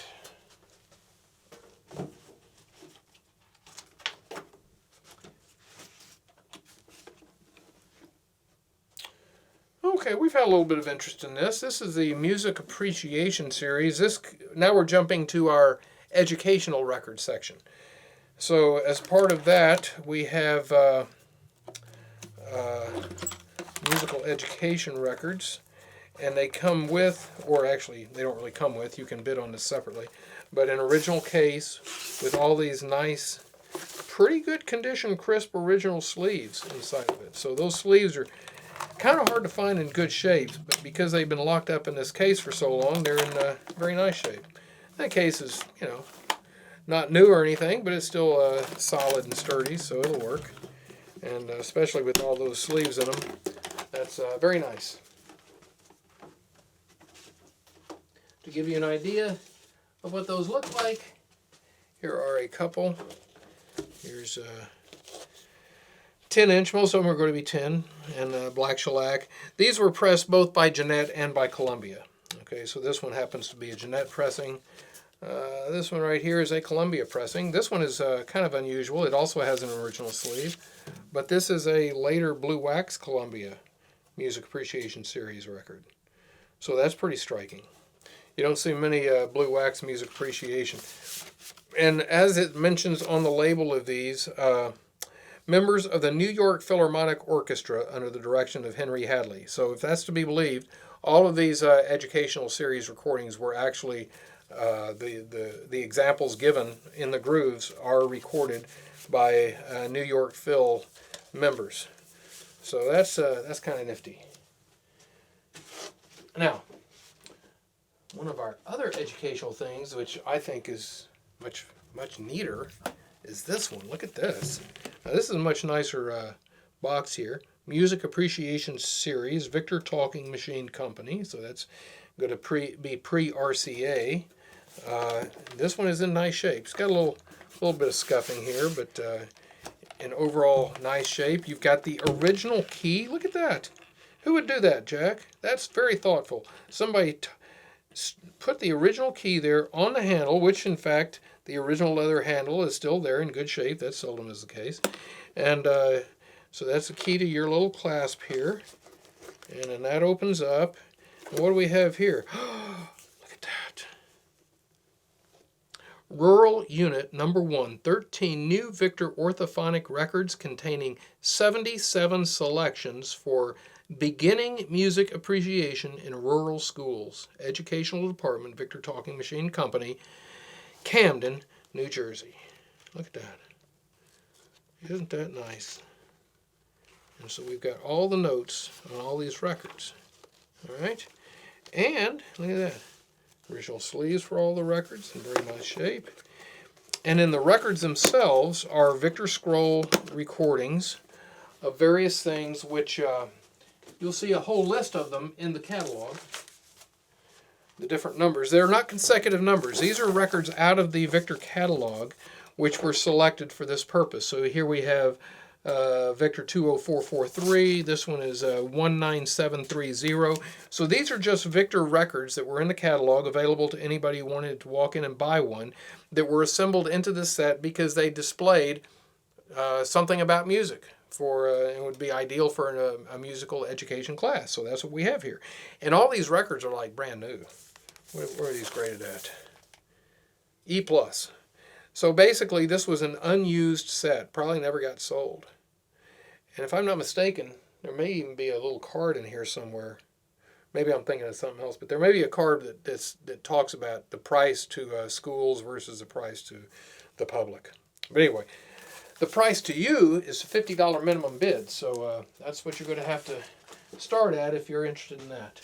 But if you happen to have the 8.7, I forget what it is, but the Victor Schoolhouse Orthophonic, which has the colored panels on the front doors, got a big metal orthophonic horn in it.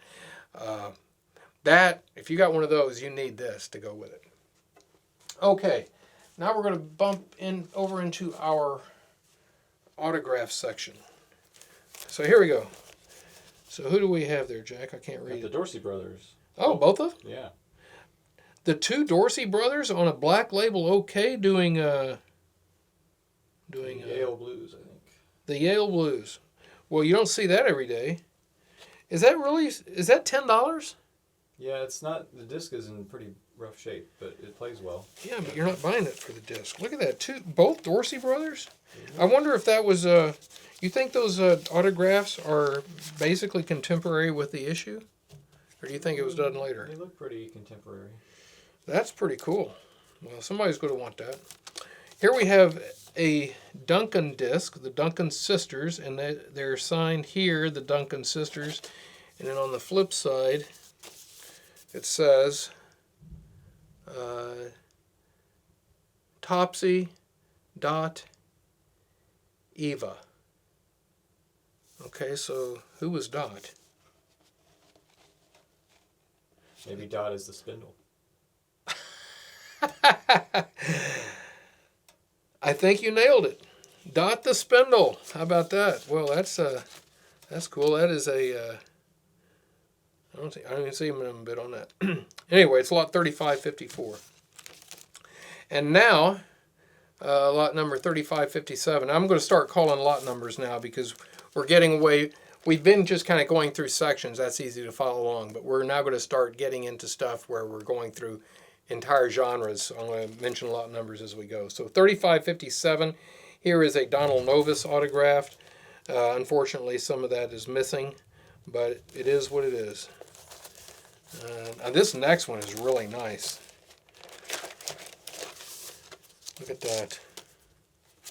This is lot number 3558. Wow. K. Kaiser. Oh, Jack. Can you read that? Maybe I can read it in the catalog. Let's see. To Marjorie, Dean, with warmest wishes from the man from the South. That's pretty cool. K. Kaiser. So that's not only a very clear, very complete autograph, no problems with that condition-wise, but it's got a very nice personal notation with it. So that's pretty cool. And another thing that's cool is that this is K. Kaiser's Collegiate Fanny record, which is a great record anyway. Flip side of that, it's in the 40,000 series, the V40,000 series. That's their Hillbilly series. But look at that, K. Kaiser record. That's kind of cool. That's another one I kind of wish I hadn't let go. Here's this is nice. Look at that, Jack. Nick Lucas. What a nice bold autograph that is. I mean, where are you going to find a Nick Lucas autograph anyway, especially on a record? But look at that. You know, if you bought that, you would not have to worry about upgrading your Nick Lucas autographed record section. Okay. Oh, here's another one. Look, we got some real artists going on here. Frankie Marvin. Sincerely, Frankie Marvin. Johnny Marvin. Johnny Marvin. Well, there you go. Johnny Marvin's even better. All right. Really, really nice. Very complete. $25 minimum bid. Cole McElroy, Spanish Ballroom Orchestra. It's McElroy. It is? Mm-hmm. So that's why Jack is on the camera, not me. There we go.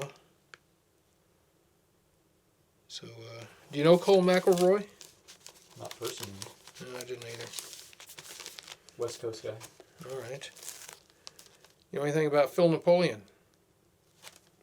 Yeah, good band leader. Yeah, well, there he is. What does that say, Jack? There are just a few of us left. Oh, I guess that wasn't signed when the record was made. But that is kind of a poignant little remark by Mr. Napoleon. I wonder when he passed away. All right. Oh my gosh, look at that. That's beautiful. That is beautiful. My gosh, we got some great autographs this time. Look at that, Jeffrey O'Hara. This was part of the Quentin Riggs collection. He had Mr. O'Hara probably autograph about 1,800 records. And I think we sold virtually all of them except maybe this one because it was so nice. So the best for last. Here we go. 1954 is when he signed that early acoustic pressing. And we only have a $25 minimum bid on that. I think I know who's going to bid on that record. And some of the others that he signed, he was just like in the ensemble. His name didn't appear on the label, or maybe he had a song credit or something. But this one actually is him singing the song on the record, him autographing it. So you got everything going on that one. And is this a Nick LaRocca? Yeah, unfortunately it's kind of not much there anymore, but that's a Nick LaRocca autograph on the ODJB Victor scroll there. Original Dixieland 5 this time. And got some good autographs in this catalog. Jack, where'd all these things come from? Oh, look at this. Jules Herbeveau.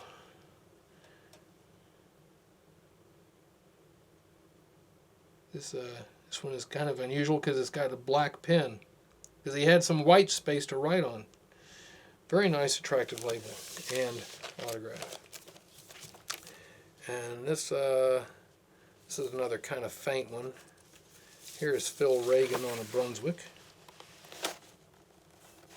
It's there, but not quite as bold as some of the others we've seen. Oh, look at this, Jack. This is really nice. Another nice, bold, and hard to find autograph, especially on a Victor. Sincerely, Homer Roadheaver. And he was the proprietor of the Rainbow Record Company, and we have a section of Rainbow Records in this catalog in the Sacred and Sermon section. So if you're a Homer Roadheaver kind of guy, this is a record you're going to want to bid on. And here we have, oh, okay. It's kind of hard to read. There's a lot of letters in there. That's John Charles Thomas on a really nice vocalion. Kind of an early recording for him, but again, nice, bold, clear autograph. And speaking of Rainbow, Jack very thoughtfully put in an example of one of those here. Again, this is out of our Sacred and Sermon section, but we do have a run of recordings on this particular label. There are people who collect that entire series. And Jack picked this out because it's kind of an interesting recording.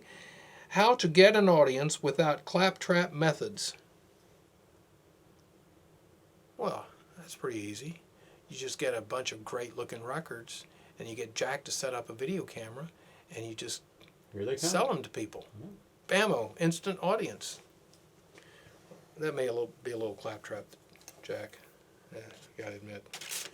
Maybe. But as long as we get an audience, that's the important part. That is a sermon, parts 1 and 2 by George R. Stewart. Okay.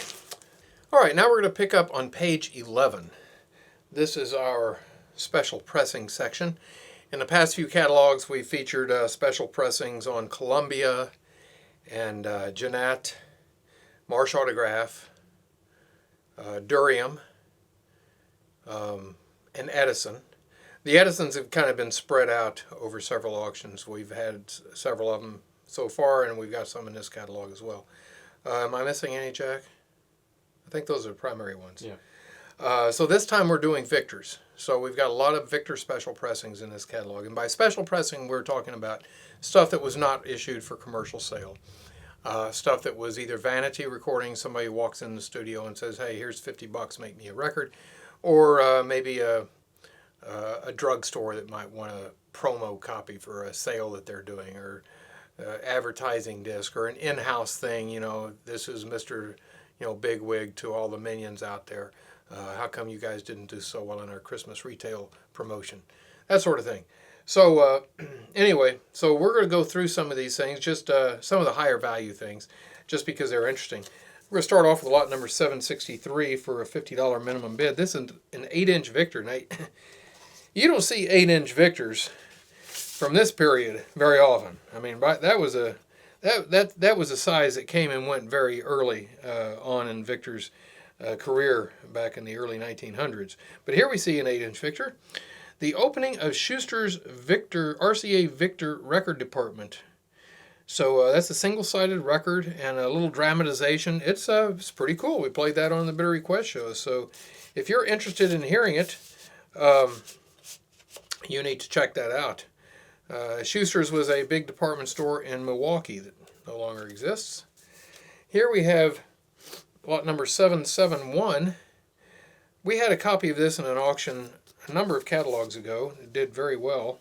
This one has a $250 minimum bid on it. This is Seeing the World's Fair by Wheeler and Woolsey, a couple of vaudevillians. And on this side we have Rudy Valley and his Connecticut Yankees doing a Century of Progress March.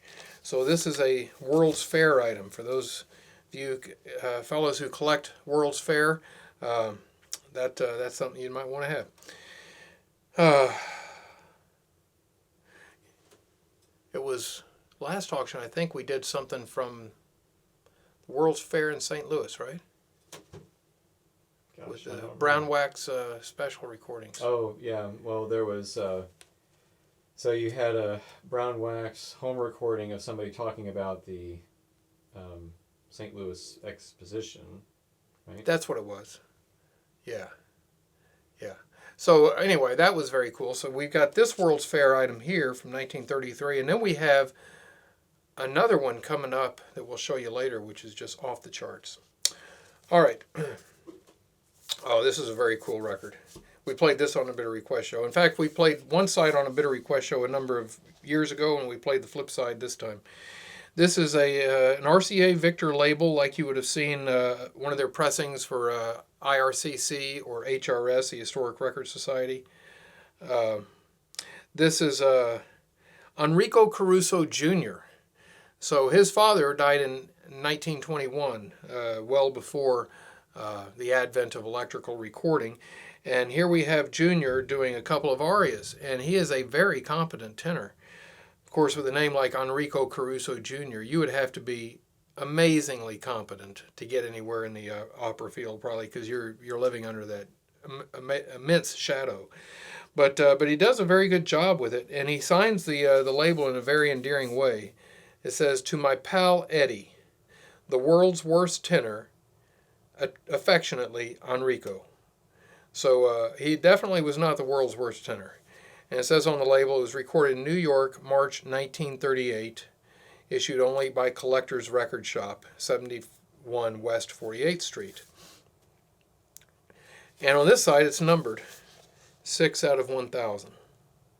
So whoever Eddie was would have been a pretty good friend to get copy number 6 and have it personally autographed like that. So that is a very, very neat recording. While we're at it, you may have noticed, as we've been going through, that I happen to be not wearing my Aggie ring as I normally do. And that is, in fact, a tragic story because I've lost it. I have no idea what I did with that thing. Maybe it will turn up. But I was able to buy a different ring last week in Brooklyn. Some of you guys may have been fortunate enough to have visited the Enrico Caruso Museum in Brooklyn. It was in the home of Aldo and Lisa Mancusi. They were good friends for a long time. I went up and saw them on several occasions and had very nice visits. And I bought some pretty interesting things from Aldo over the years, but never anything out of the museum, never anything of any significance having to do with Caruso. Well, unfortunately, Aldo passed away last year, and it was a great loss to me and many of his friends because he was a delightful gentleman. But I was called by his daughter and went out last week to take a look at what was there, and we wound up coming back with some very, very interesting and important artifacts. Records as well, but really it's more the artifacts that were special. This particular ring that you're looking at here was Caruso's signet ring. He had much larger hands than mine, so he wore this ring on his pinky. Can you get a close-up on that, Jack? So what you see there is his family coat of arms. Now, Caruso came from a pretty humble family. They didn't really have a coat of arms. But he appropriated the Caruso coat of arms that probably existed to maybe a more wealthy branch of the family or something, and this is what he wore.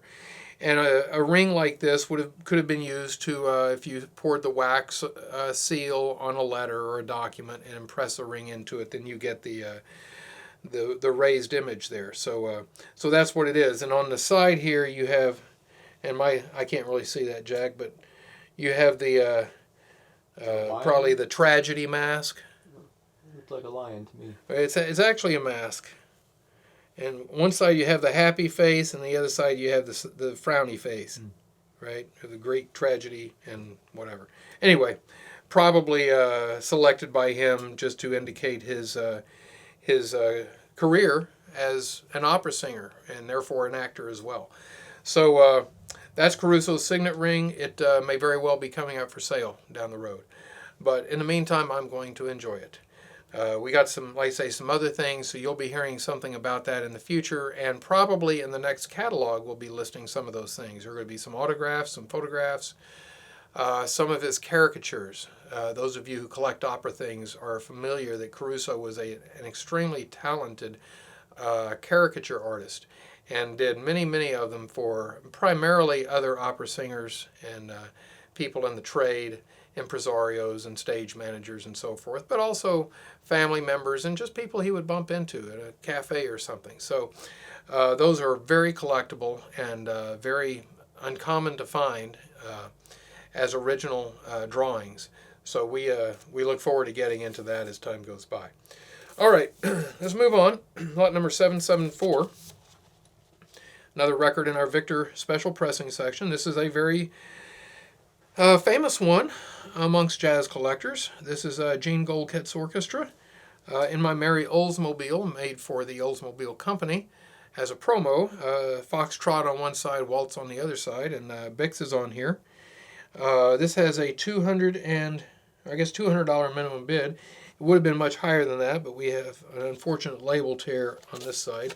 This side is nice and clean. But still, a desirable record, and somebody will be very happy to add that to their collection.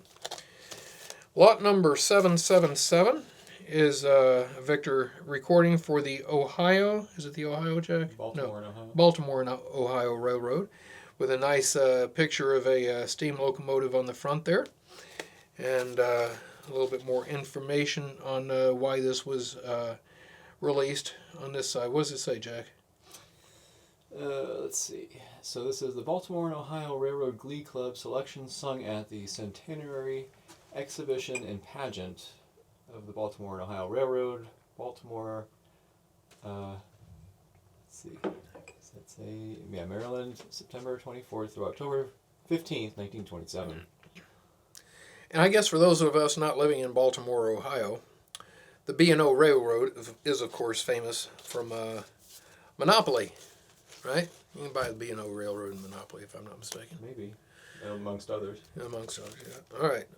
Oh, here we have Phil Cook, the Quaker Crackle Man. Have you ever had Quaker Crackles, Jack? Yes, sir. Okay, now we're getting into a different category entirely. These are a few test pressings. This is lot number 1006. This is a very, very early Jeanette recording. This is matrix number X2 and X3. I've never heard of an X prefix matrix series for Jeanette, and it may have been very, very short-lived and not really used. This probably dates from around 1916. This is a vertical Jeanette Star Piano Company label. May even be pre-Jeanette. Does it even say Jeanette on there? It does not. So this side is Harry Frankel. There's a Quaker down in Quakertown. And Singin' Sam, also Harry Frankel. They made it twice as nice in Paradise. Or twice as nice as Paradise. And I think they called it Dixieland, Jack, if I'm not mistaken. So this is a nice condition. If you're interested in early recorded sound in Incunabula, that's about as the earliest Jeanette test pressing you will ever encounter. Should probably notify the Jeanette Foundation about that. All right, so this is a recording lot number 1034. 1034 will be found on page 16 All right, page 16 is our movie production records. So these are records that were not made either for airplay or for commercial sale. They were in-house recordings, things to help put the film together, maybe to enable an actor to sing on film along with the songs so that the soundtrack and the lips sync up when they release it. They typically would not record the songs as they're recording the action because then you don't, you get dropouts in the audio and so forth. So songs would have been sung separately, and then they would have been synced with the picture, the moving picture. So they were used for that purpose. They could have been used for to send copies to studio execs to say, should this song go in the film? What do you think of this? What do you think of that? What have you? So anyway, on these, sometimes you may hear the sound of a clapboard in front of the camera. You may hear some off-camera chatter. You may hear an announcement. I think we played one in the auction where you have an announcement at the front and at the back. So it's really cool. So this is just an example of that. Martha Ray in the Paramount picture, $1,000, a touchdown. And all of the recordings in this particular category are Paramount productions. Here's one of The Birth of the Blues, cuddle up a little closer as recorded in that film. And St. Louis Blues. All right, so this one is interesting because it features Ruby Elzy with choir and orchestra. You see that. If you look in your catalog on page 16, and that is lot number 1040, you'll see it noted that Elzy on the record label is misspelled. The real spelling was E-L-Z-Y, and she was a black opera singer who created the role of Serena in Porgy and Bess.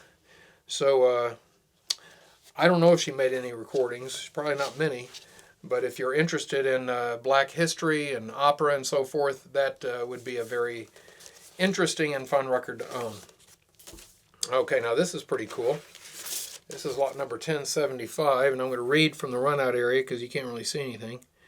Betty Boop's Busy Bee. All right, and it says, I can't make out a date. The date is August 19th, 1932. This was recorded in May 20th, 1932. So this is a Betty Boop dialogue and music effects soundtrack. Now, how cool is that? A lot of Betty Boop collectors out there, but I guarantee a very doggone few of them would have a soundtrack to one of her cartoons. Unfortunately, you're not going to hear her, or Helen Kane in this case, singing on this particular record, but you will hear some dialogue and you'll hear a lot of sound effects and a little, musical background as you would expect. So that, I think, concludes our really specialty type sections, as one would expect to find in the beginning of the catalog. And we're going to move into the foreign and ethnic section. We only have a couple of things here. This one is an extremely important record. It was recorded October 2nd, 1933 in Berlin, lot number 1179 with a $500 minimum bid. Marcel Wittrich with the Berliner Philharmonic, singing the Hitler hymn, Gott segne unseren Führer. And in really, really nice E+ condition.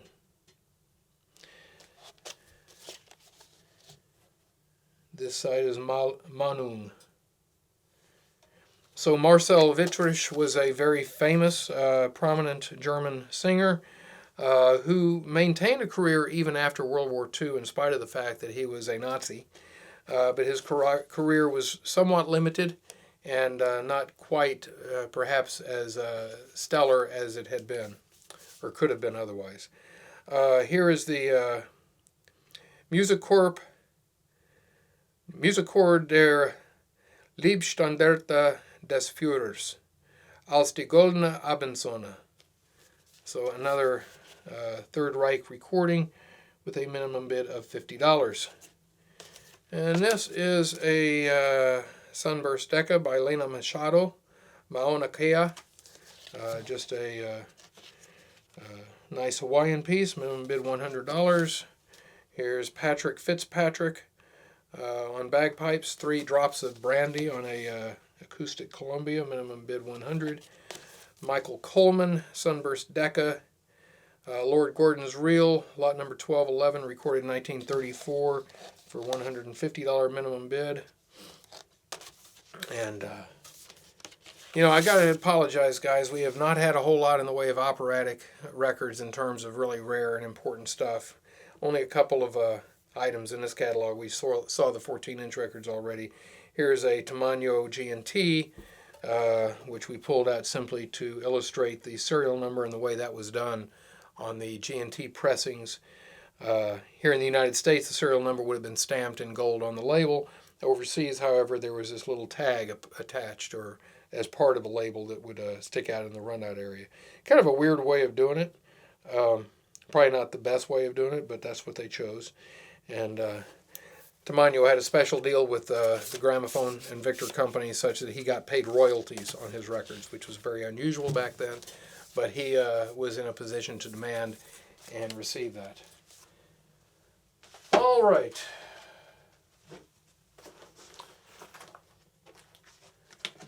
At this point, we're going to start diving into the middle section of the catalog, where we will be finding genres that are based not so much on the records, but more on the content or the artists. The first section we're going to go to is one that we've never featured before. Sadly, tragically even. This is the first catalog in 73 lists where we have featured a bodily noises section. And I know those of you who are new to this are probably scratching your head saying, why didn't they do that earlier? And that's a very good question, because I really can't. All right, I'll tell you why we didn't do it. It's because I was collecting them. I was hoarding them for myself. I admit there are some sections in the archive back there that have stuff that I didn't really want to sell. But the time has come, as it always does, start letting go of things. And so here are some bodily noises recordings. And here's one by Louis Russell, Song of the Swanee, on a really nice, clean OK. And it's lot number 3274 for a $100 minimum bid. Now, why the heck would this be in there? I don't even think we played this on a Bit of Request show, but we should have, because on side 1 you will hear a guy cough. Are you familiar with that, Jack? Have you heard that? No. Yeah. Well, I've heard people cough before. Yeah, well, right in the middle of this record, somebody's coughing in a band, and, that warrants inclusion in the bodily noise. Unfortunately, as fun as those things are, they don't tend to be really super valuable, so I don't have any more in this crate because that was the most expensive one we have at $100. That just means that you're going to be able to get some of this other stuff, which includes hiccups and tongue clucking and, knee slapping, yodeling. There may be a yodeling. There are plenty of yodeling records in the catalog. I don't know. Crying, sobbing, sneezing, snorting, crepidating, burping. Oh, yeah. We played some of those. So this is, if you're interested in that sort of thing, I'm not saying you are. I mean, we all have our own thing, right? That was my thing. It's not yours. But it was mine, and so we probably played a lot of those on the Bit of Request show. So if you don't want to hear crepidating, then just don't tune in. So what more can I say?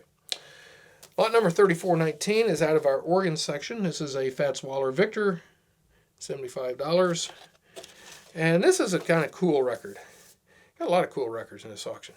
3443 for $50 from 1932, recorded in Chelsea Town Hall, London. We have Al Boley on the vocal with Rudy Starrita and his with Rudy Starrita on xylophone with Arthur Lally and his orchestra doing Dance of the Cuckoos. You know what Dance of the Cuckoos is? That's the theme song from Laurel and Hardy. It most certainly is.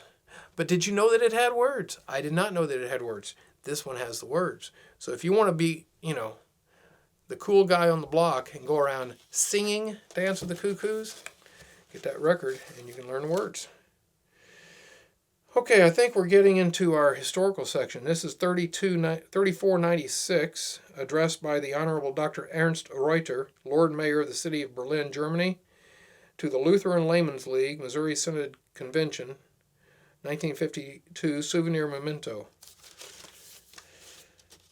Oh, okay. I was wondering what the heck is that doing in here? I mean, that's interesting and everything, but why am I showing it? It's a flip side here. This is the address by Madame Chiang Kai-shek, First Lady of China, at the Missouri Synod Convention in 1952. And because it's her on the label, or her on the recording, therefore this is going to sell for a fair sum of money. It's got a $250 minimum bid on it, a very rare record. All right. This is lot number 3504. This is an extremely rare record, a socialist speech, it says on the label, No Confiscation, by Professor Walter Thomas Mills, who was a famous progressive at that time. I don't think this was actually issued. It's a very early two-sided record. This label style is generally appears on single-sided discs. This is a two-sided recording, and in the runout area, I don't know if you're going to be able to pick this up because it's under the label. But right around here, near the spindle, it says test. And usually they would not inscribe test on a record that they were going to release. I do not know if that is actually him. On some of these early historical recordings, it's hard to know if you're talking about the actual guy who gave that lecture or address, or if it's a studio recreation by Len Spencer or somebody. But I think there's a good chance that this is actually him, because they did actually record the real individuals as well. They weren't all studio recreations. Now this one is a studio recreation. This is Eugene Debs, Winning the World. And because of that, we have a lower minimum bid. That's $50. All right, we have in this catalog a section of aviation-related recordings. So if you're interested in airplanes and what goes up and sometimes comes down, you might be interested in checking this out. So you're going to see a lot of different stuff. Of course, you're going to have Lindbergh speeches and songs and that sort of thing. But you'll also have things like Miss Amy Johnson, The Story of My Flight, recorded in Sydney at the conclusion of her England to Australia flight by special permission of the London Daily Mail, recorded May of 1930. She was the first woman to fly solo from London to Australia. There you have it. I wonder who the first person to fly solo from London to New Zealand might have been. I wonder if they made a record. Here is the Southern Cross Trans-Pacific Flight, lot number 3538 for $50 by Captain Charles Kingsford Smith, San Francisco to Sydney. There we go with that. Here is Czechoslovakia Speaks from Poland. This is Karlem Kutowaszem, a Polish. Let me get the catalog so I can actually see what this says. Lot number 3540.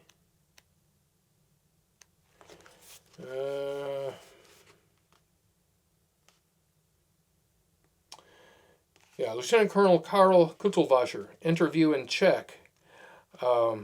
He was a flying ace with the Royal Air Force, logging 18 confirmed kills, though the actual total may have been higher. Minimum bid of $50 on that record. You're going to have to be able to speak Czech in order to understand it, but that's pretty cool. Here's the crash of the Hindenburg, the original actual broadcast audio, air check, by Herb Morrison when the Hindenburg caught fire in Lakehurst, New Jersey. It's 1937, I believe. Yeah, $50 minimum bid on that. Here is I'm not going to take it out, but here's a Jackie Coogan 7-inch record with its original sleeve in very nice condition. Some of our people are Two Black Crows collectors. Here's Two Black Crows in the AEF. And that was a record that was published to go along with a book, or to promote the book that they were selling. of the same name, Two Black Crows in the AEF. This is a one-sided recording, very seldom seen, $150 minimum bid.